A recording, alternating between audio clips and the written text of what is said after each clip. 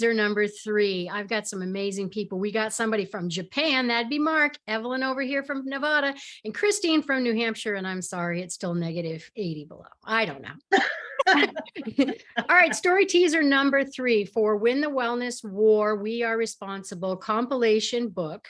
It's part of a 3-book series. You guys have heard me say this so many times.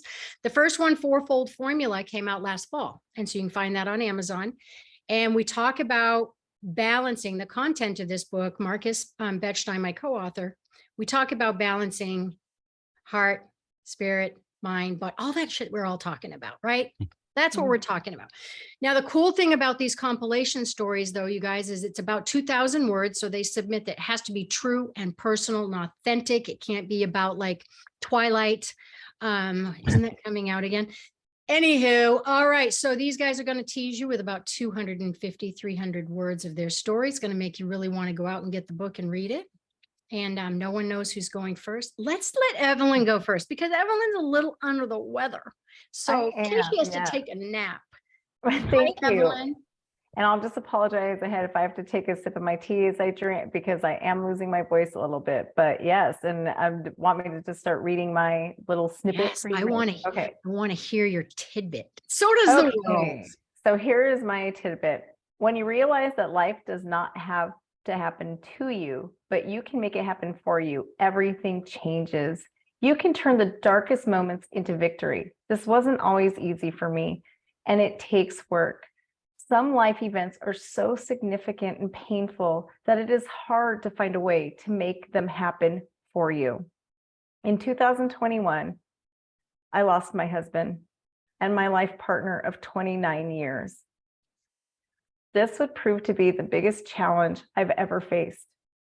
I've built 2 successful businesses and accumulated a comfortable life between my life events of 2012 and 2021. Our 30th anniversary came 7 months after he passed. That day, I looked at my life and I knew I could sell my companies and never work another day. I went back to the question I had asked myself in 2012, but this time they were much harder to answer. So I came up with a new question. What do I want my testimony to be at the end of this? How do I want my children to see me 1 year from now? These new questions I asked myself were deeper and more challenging to answer, but asking them was not the point. In 2012, I had an awakening. I realized that I could control the thoughts that go through my mind. I can control the darkness by questioning and reframing how I interpret the world around me. In 2021, I had a new epiphany that has proven to take me to an even higher level. I need the help of other people. First of all, I'm so sorry for your loss. Thank you. I'm sorry. You guys, I swear half the time I need counseling. Like I have to barter with some of our authors because this stuff is heavy and I get to read it all. And so sometimes I have to take a break and go for a walk because some of this shit's heavy. Yeah, that's powerful stuff. I want to read it already. I mean, I know. I know. And that's the thing, Mark, you bring up a good point is that, you and I had a little bit of a baby chat here, but it doesn't matter what we write about for stories. There's no right or wrong. There's no bad subject. You get to tell your story. Not everybody will agree with it. My sister and I are writing a really complex, difficult story. We decided to write it together for this book. And it's just called, Two Sisters Perspective. And it's just tough stuff. Yeah. Thank you, Evelyn. My gosh, I am sorry for your loss. And was it cathartic to throw this stuff on some paper and know that people might help people? Oh, absolutely. And it's really my life mission right now. I know a couple of weeks ago, I did a TED Talk and a lot of it was different, but kind of the same thing. I learned so much through this experience. And now I just really want to share it with the world that even though it's sad and it's tragic, and it was the hardest thing I ever faced, even there in that, there's beauty and there's something to grow So yeah, when people tell me, but you don't understand, you don't know what I've been through, I'm like, oh no, you don't know what I've Yeah, been through. right. And the biggest message that you actually ended with in your teaser is to ask for help. Whoa, Mhm. that's tough to do, right? Yeah. All right, Mark, bring it. My Japan paper maker. Legit, that's true. Yeah, from professor, attorney to Japanese handmade paper maker. Anyway, well, that's a tough act to follow. I appreciate you sticking me behind that story. Hey, But well, because I love yours my too. well, the conversation you were alluding to that you and I had, I had seen some of these teasers and I had noticed that a lot of the stories had sort of traumatic events like Evelyn's, and my story is not so much about like a single moment of tragedy or struggle. It's really kind of a long-term struggle. Yeah. And it's more of a spiritual struggle, as it Yeah. were. And so this comes from my story called Bananas to Buddhism, but this happens earlier in the story. So away we go. As encouraged, I read my Bible daily. I was, however, different from my peers in one regard. They grew up in the church. The message was spoon fed to them from as long as they could remember, since they were in the womb, essentially. On the other hand, I was just beginning my study of Bible stories and Christian ethics as a 13-year-old. They didn't have much of a choice in becoming a Baptist. I still did. One day, a youth pastor from the church paid me a visit at home. We talked about accepting Christ into my heart and saying it aloud. I knew of this required proclamation, but I still needed to understand what it meant. The pastor explained that it was a personal commitment to follow Jesus and live a faith-filled life. I thought hard for a few moments. What would I be giving up? Lustful thoughts about girls, as if I could. Rock and roll music with pernicious lyrics. Saying cuss words out loud. These were heavy prices to pay for a 13-year-old boy. Nevertheless, the idea of pleasing God and doing right in life persuaded my young mind. I decided to pray the prayer and get my ticket to salvation. In that moment, I felt something shift inside. A weight lifted off my shoulders. I felt a sense of peace that I had not experienced before. I had an identity. I was a Christian and was genuinely excited to start living that way. It was my first mystical experience. Any questions? His beauty in writing. I mean, right? He is a beautiful writer. He That really is beautiful. Yeah. Yeah. He's very Thank you. eloquent. You're very eloquent, Mark. Yeah. Well, I have Okay. my moments. I don't know. Thanks. Yeah, I have my moments. All right. Take a sip of tea, Evelyn. Christine, let's go. Yeah, to give the title. You read. Sure. I like the title. Let's go ahead with the title and then let's hear your teaser. My daughter, the drug addict.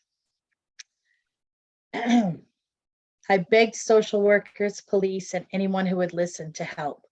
I didn't want to lose my daughter forever to drugs. Unfortunately, the police told us that the only way they could do anything was if charges were pressed against her. Desperately, we asked everybody she had stolen from to file charges, but they all refused. Either they couldn't prove it or they weren't willing to put her in jail. My husband and I faced one of the hardest decisions we have ever had to make. We had to decide whether we were willing to press the charges against our own daughter to try and save her life now.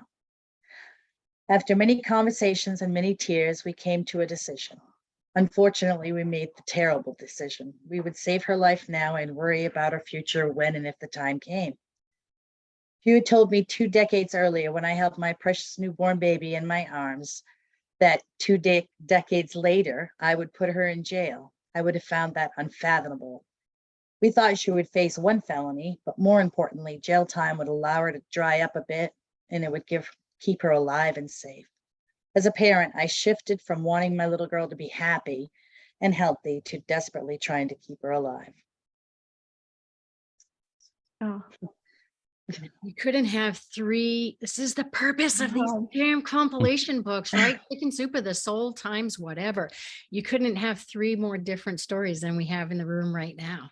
It's just, and thank you, Christine, for sharing that because, I know I came back at you, Markus Wettstein, my co-author, said, we got to get a story out of her daughter sometime if she will, because I know she tells her story. So She does tell her story. Yeah. Yeah. you guys, what are your thoughts, Mark, or what are your thoughts about their two stories, or how would you like to tie us up? Seriously, I'm sitting here thinking before doing this, I'm excited to be published in a book. And I mean, I've been published in other places, but it's always an exciting time. Yeah. And, but I'm like, my focus now is like, I want to read this book. I want to read these stories.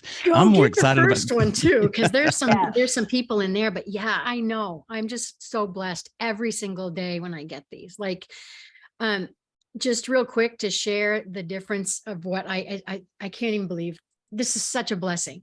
I'll have some who have never opened or used Word in their life, honestly, right? And because they do Wow. different things and it's not their gig, and no judgment. So I have somebody who, and then I have people who can't type it out, but they could talk it out. Like, Peggy, when I put my fingers to the keyboard, like I can't make it happen. So I have several emails that are talked into. I have this digital MS-DOS kind of text from another beautiful soul. And I'm like, oh yeah, I remember computer science. And then we have some that have been published before, but it's in so many countries represented, the UK, we've got Portugal, we have Japan, we have Africa, all across the US, Canada. Wow. So I am so blessed to be a part of this. Thank you, Mark, coming to us tomorrow morning. It's actually already morning over there. He said it's going to be a good day. So I'm so grateful. He's coming to us from Japan. And Evelyn, you're a little bit behind us. So Christine and I are going to bed and you can go have lunch. All right, you guys. If you want to catch this book, it's going to be coming out the end of May-ish, early June. We've got actually 40 writers. We now have 10 media partners. It keeps changing each teaser I do. It's such a blessing. Amazing people. You can see who they are at the end of this video. And if you want to know more, go to Peggy at All Things Wellness. You can email me at peggy@allthingswellness.com or hop onto my website, allthingswellness.com/author. And that'll tell you what this book is all about. All right, you guys, can we give everybody a good night? Yes, Christine and I are like over now. Good morning. All right, good night. Feel better, Evelyn. Bye, guys. Thank you.